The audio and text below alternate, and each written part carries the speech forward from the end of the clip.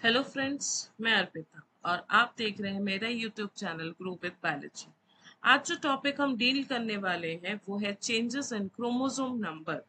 Chromosome number change होने से कैसे चेंज होता है और किस तरह से क्रोमोसोम नंबर में चेंजेस हो सकते हैं, इसको हम आज डील करने वाले हैं।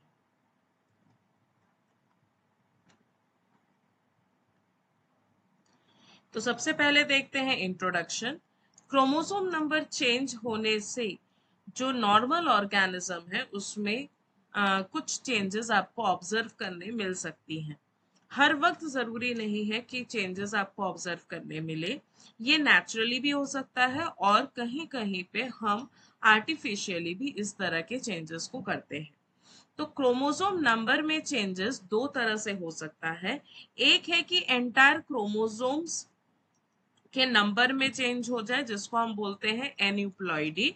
और जिसमें सेट ऑफ क्रोमोसोम चेंज हो जाता है उसको बोलते हैं यूप्लॉइडी। एन्यूप्लॉइडी का मतलब है कि सिंगल क्रोमोसोम ऐड हो गया या सिंगल क्रोमोसोम डिलीट हो गया। पर यूप्लॉइडी का मतलब है होल सेट ऑफ क्रोमोसोम। अगर एक सेल में 5 क्रोमोसोम है तो वो 5 के मल्टीपल्स में प्रेजेंट होने लगे, तब हम उसको बोलेंगे यूप्लॉइडी। 5 के मल्टीपल्स मतलब अगर ओरिजिनल में 10 होना चाहिए और उसका हैप्लॉइड है 5, तो ट्रिप्लॉइड बनेगा तो 5 × 3 15 क्रोमोसोम्स का सेट होगा। जो सेग्रीगेशन होना चाहिए वो सेग्रीगेशन अगर नहीं हुआ है तो यूप्लॉइडी राइज होता है। तो चेंजेस इन क्रोमोसोम नंबर दो तरह का हो गया, यूप्लॉइडी और एन्यूप्लॉइडी।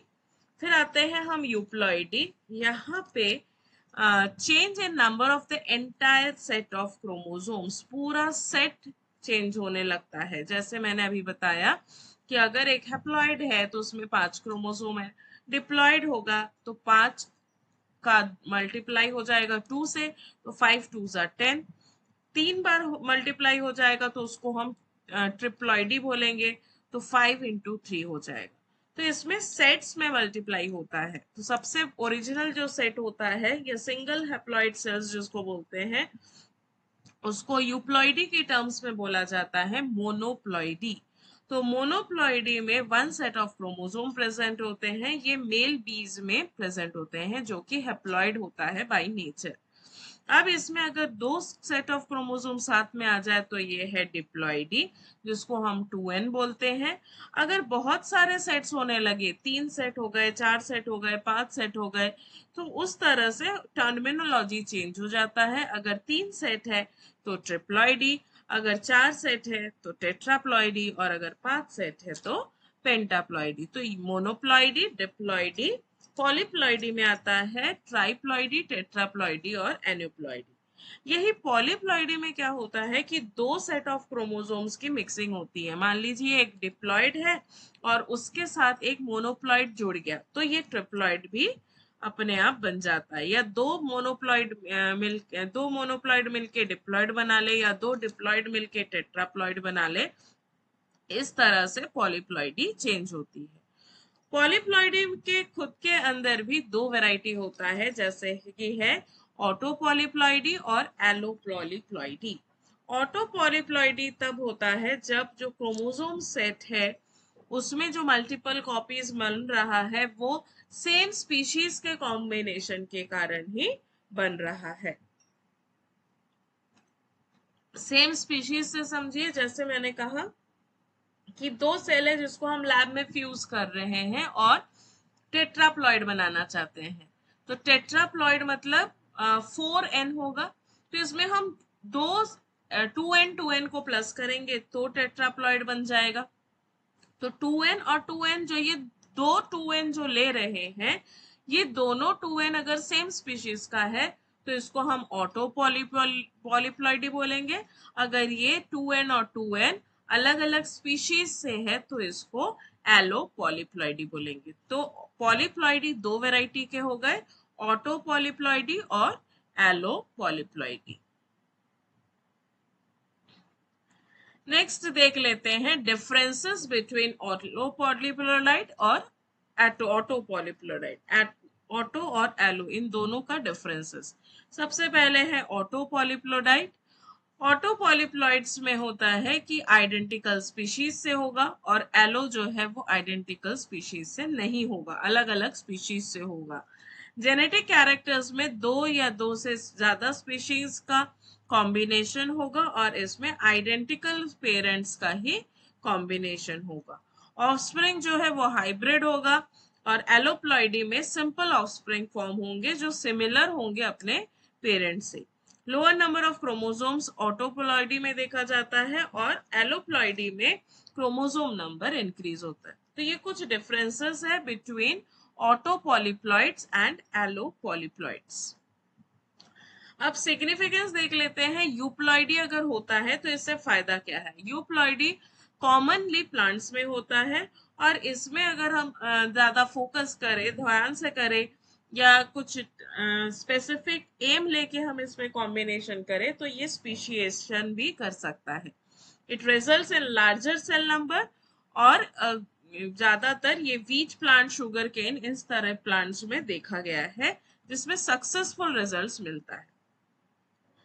फिर आ जाते हैं एन्यूप्लॉइडी। एन्यूप्लॉइडी अब यहाँ पे इंडिविजुअल क्रोमोसोम्स बढ़ जाएगा या फिर इंडिविजुअल क्रोमोसोम्स घट जाएगा, तब हम उसको बोलेंगे एनोप्लॉइडी। होता क्या है। एनोप्लॉइडी तब बनता है जब माइटोसिस और मियोसिस के बीच में नॉन डिसजंक्शन होता है। माइटोसिस और मियोसिस आपको पता है कि ये सेल डिवीजन है, पर अगर ये सेल डिवाइड होते वक्त क्रोमोसोम्स अच्छे से सेपरेट नहीं हुए, जब हमको मेटाप्लेट में या मेटाफेज में सारे क्रोमोसोम सेंट्रल इक्वेटोरियल लाइन पे चाहिए, उस टाइम पे अगर एक क्रोमोसोम दूसरे क्रोमोसोम के बाजू में बैठ गया है तो उस केसेस में नॉन डिसजंक्शन होगा और जिसके कारण एन्यूप्लॉइडी होगा।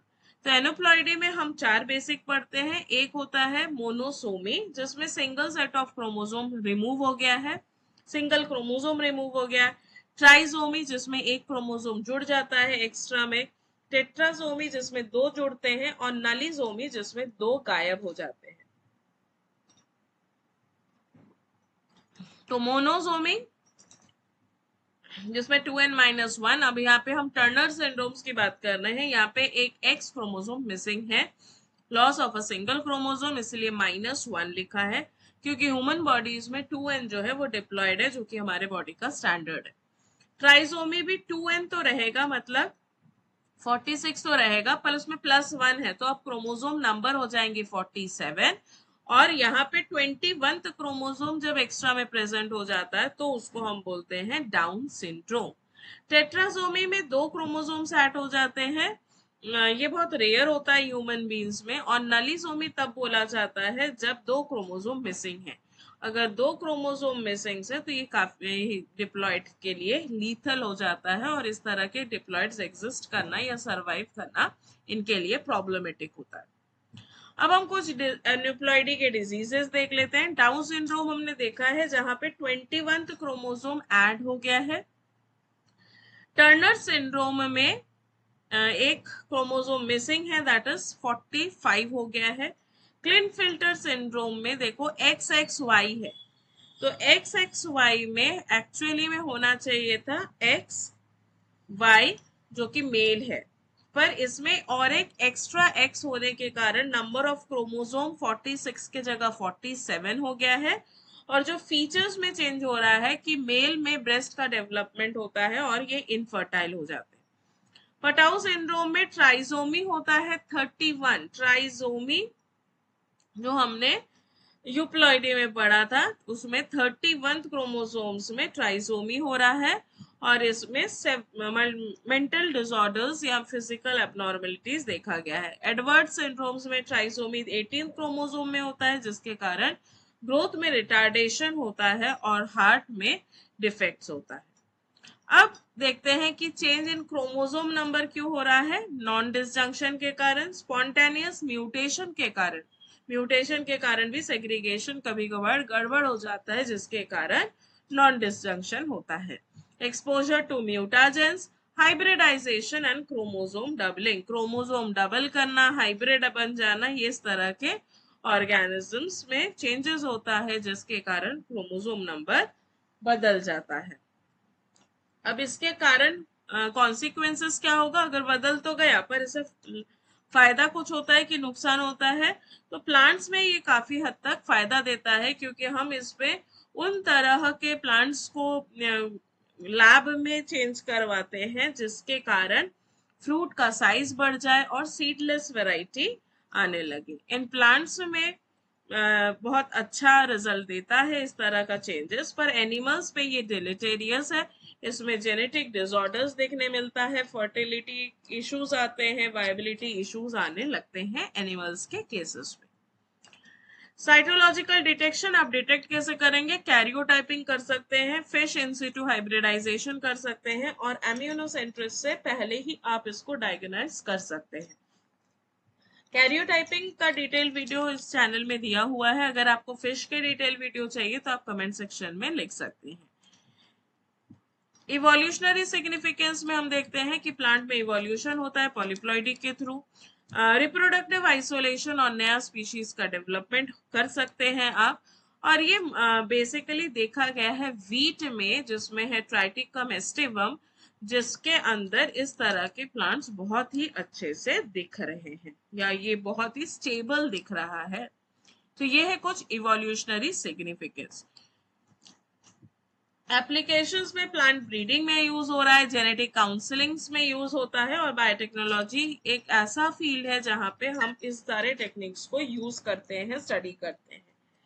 तो ये है हमारा चेंज इन क्रोमोसोम नंबर। आगे और एक बार हम समराइज कर लेते हैं इसको। यूप्लॉइडी जो whole set chromosomes, aneuploidy gain और loss of specific chromosome, non disjunction जहां पे सेपरेट होना फेलियर हो जाता है, polyploidy more than 2 set of chromosomes, monosomy जहां पे एक क्रोमोसोम मिसिंग हो, ट्राइसोमी जब एक्स्ट्रा क्रोमोसोम प्रेजेंट हो। तो इस तरह से हम इसको सम अप कर सकते हैं। आगे आपको कोई अगर डाउट है तो आप कमेंट सेक्शन में लिख के पूछ सकते हैं। आप जहां से इस वीडियो को देख रहे होंगे वहां का लोकेशन आप कमेंट्स में शेयर कर सकते हैं। Thank you.